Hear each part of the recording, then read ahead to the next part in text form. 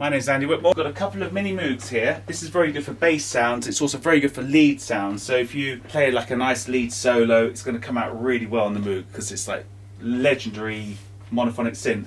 Now we've got the vintage one here, which is great for bass sounds, really fat, and great for those real analog sounds, but it's really good for actual live playing. Whereas this is the Mini Moog Model D reissue, and this one is much better on Midi because you can tweak it so that the pitch bend's similar to what you got on the virtual synths on your Logic Pro or similar. Prophet 5 is a Rev 3.0 and it's Rev 3.2, which is, they've both got Midi. I found that if you record both the Prophet 5s at the same time, this Prophet 5 comes out of one speaker, that Prophet 5 comes out of another speaker.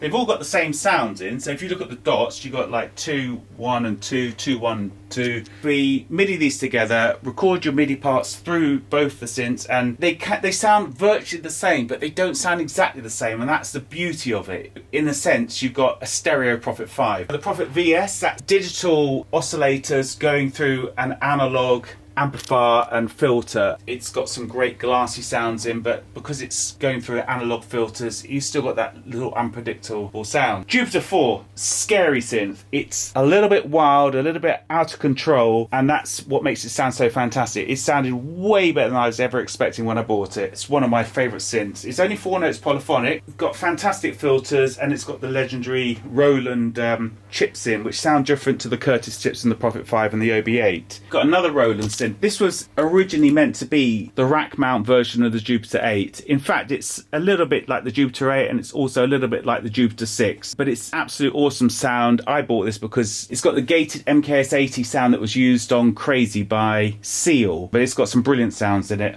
And it's really warm and really fat sounding. MC202, which is basically an SH101. I can MIDI the MC202 and the SH101 together to do exactly the same sounds, but you've got just the slight differences of what you get with analog. Studio Electronics SEX1, very nice synth, not as fat as the Mini Moog, but it's got its own character and it's a little bit more complicated, so you can get more complicated sounds than the Moog. AKS Synthi, it's the suitcase version of the VCS3, which was used on Dark Side of the Moon by Pink Floyd. It's been used on thousands of songs, but that's one of the most famous ones. Very good for sequence sounds, making sound effects. As you can see from the patch bay, it's completely programmable. Oberheim OB-1, there was less than 200 of these made. Absolute wonderful live synth, quite complicated, very exciting synth.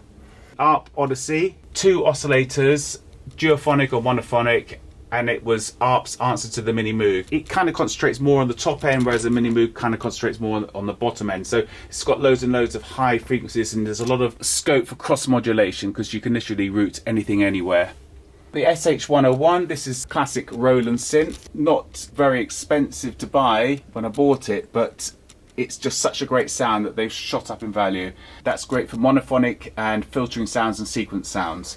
Juno106, this has become a very trendy synth at the moment. It's got lots of famous presets in. This has got the factory presets in. Got digital oscillators and analog filters, so a bit like the Prophet VS. This means it's got a different set of sounds to the other synths, which are just totally analog. 2 vocoders here, Roland Vocoder. This is a Mark 1, this is a Mark 2. Absolute great synths. They've got a classic string sound in, which you hear on a lot of the old 80s records, the disco records and stuff. But obviously it's well known for being a vocoder, and we're going to get some amazing vocoder sounds out of it. Oberheim Expander.